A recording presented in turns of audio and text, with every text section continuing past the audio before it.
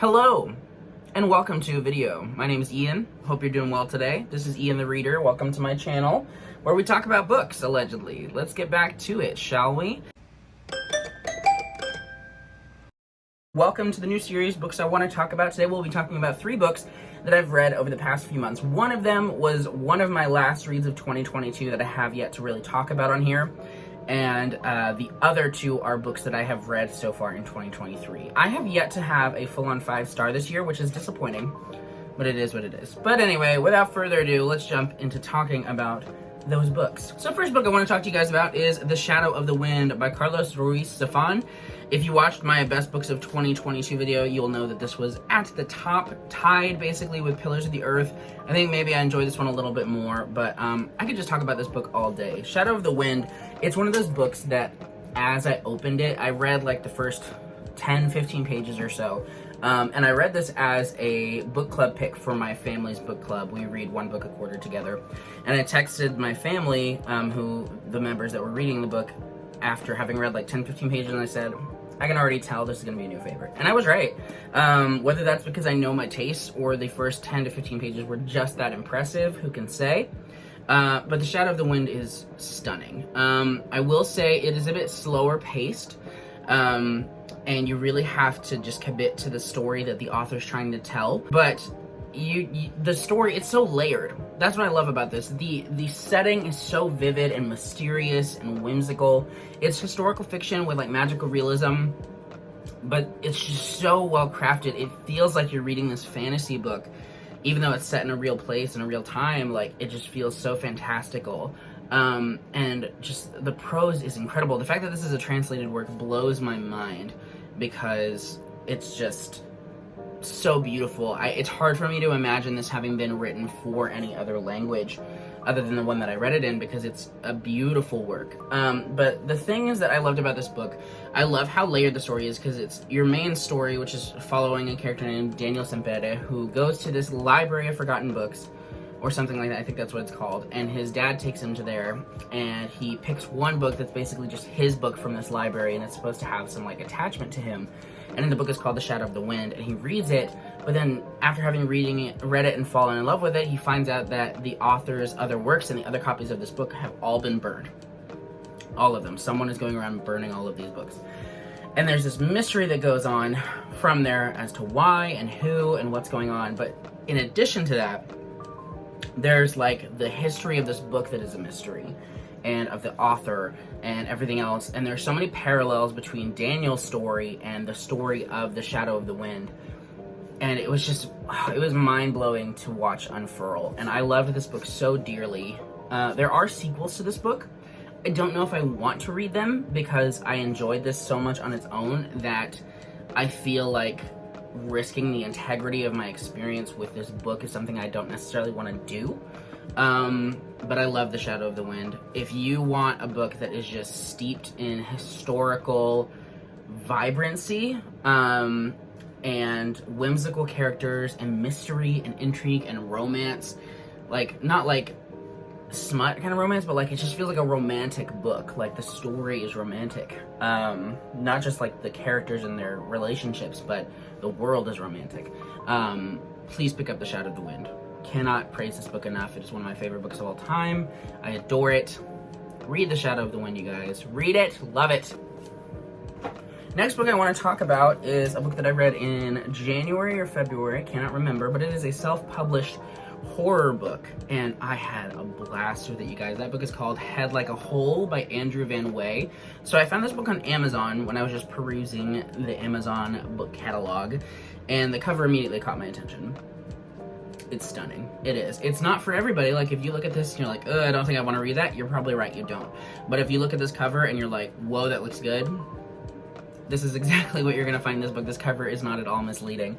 It is like cosmic horror, which I still don't 100% know what that means, but I enjoyed it. It's set primarily in the 90s. There's this death and like mystery that took place in the 90s, and then you've got the present day as well. So it kind of goes back and forth in that timeline, but the setting of the 90s was really well done, and I enjoyed kind of like the nostalgia of it. But what I loved about this book is one, the body horror was pretty significant. So if you're somebody who doesn't enjoy body horror, avoid this book. But if you're somebody who does, like me, get ready to be grossed out in the most entertaining way, because this book was rad. It really, really was. I had a blast with it, and there were some fantastic twists that, geez, I did not see coming. It was really, really good. This is a book that I don't want to talk about too much because there are some major spoilers. Just know that if you like horror, give this a try. If you like body horror, definitely give this a try. If you like the 90s, give it a try maybe. It's just a blast, and I loved it so much. This was really, really good. This was a 4.5. One of my favorite books of the year so far. Highly recommend. Cannot wait to read more by Andrew Van Wey. He has a lot of books out, and this was my first of his, but it will not be my last because this book, Head Like a Hole, was phenomenal. The third and final book that I just wanted to talk with you guys a little bit about today is one that I have wanted to read for a very long time. And this is an author that I've wanted to try for a very long time. I was thinking I would start with this book, and I'm glad I did, because it's not a series, it's a standalone, but I cannot wait to read more by this author. The book and author I'm talking about are Kindred by Octavia E. Butler. So this book has been raved about like everywhere. So many people love it and gave it 5 stars. I didn't quite give it 5 stars. I'm thinking like a 4.25-ish if we want to get into the real decimals of it. But I loved this book. So let me tell you what Kindred is about, though. So we follow a character named Dana, who is in her 20s, in the 80s, living in America. She's African American, and one day she randomly gets shoved back in time into like the 1700s America, where slavery is still very much a thing. And she doesn't really understand why, but she constantly keeps being pulled back and forth in time. She goes back to that time period, and she saves the life of this boy named Rufus, and then she goes back into present day, and this continuously keeps happening, and she doesn't understand why, but she slowly figures out that she has to protect her ancestor named Rufus, who is a white person living in this time period, because he's one of her ancestors, and if he dies, then her whole line of ancestry is jeopardized, and she may not get to exist. This book is tense. It is non-stop. From the get-go, I was hooked on this book, and I can really appreciate that, the way the tensity is maintained throughout the whole story. And it is horrifying. Not just because, like, she's not a slave when she's transported back, but people automatically assume she is because of the time period and the setting, and so she really doesn't have any rights as a woman or as an African American during that time, regardless of whether or not she's enslaved. She has no rights. And being put from the 80s of America to that time period, it's so jarring because of the relationship she has in the present, and then how those things are completely different when she's thrown back in time. Like, it really puts into perspective just the lack of rights and just the terror of the situation that African Americans were in during that time, whether enslaved or not. There's just a powerlessness.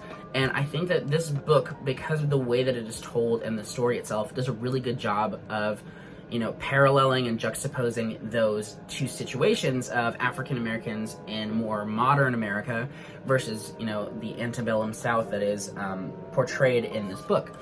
So I really enjoyed that. I thought that was very well done. The characterization is also great. The horrifying aspects of it are intense and nonstop, and just really some powerful stuff going on. The reason that I am withholding maybe a whole star, but at least part of a star from my rating on this, is because, one, the reasoning and the possible explanation for the time travel is never gone into.